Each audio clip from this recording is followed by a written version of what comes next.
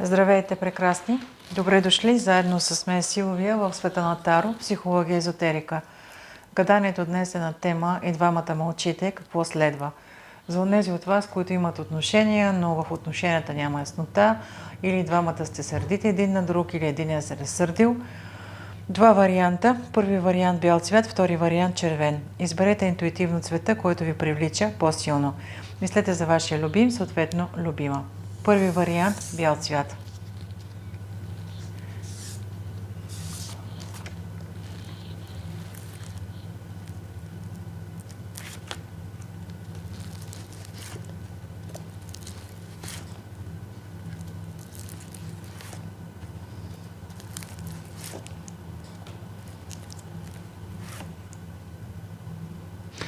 Тук това мълчание може да бъде нарушено с помощ от трети човек.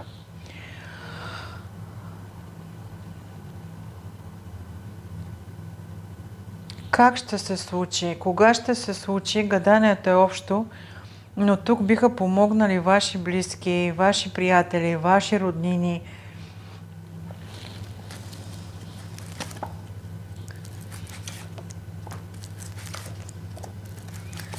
По-скоро един от вас двамата се инати, но между вас все още има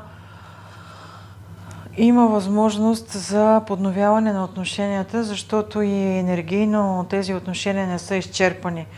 По-скоро тук гордостта на единия не позволява да се пречупи, да премине през егото си и да позвани, но с помощ на приятел, познат, би се случило нарушаване на това мълчание. Това беше първи вариант. Не е лош, между другото, този вариант.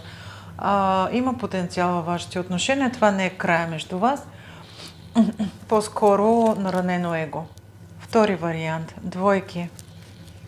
Неяснота, ревност, съмнения.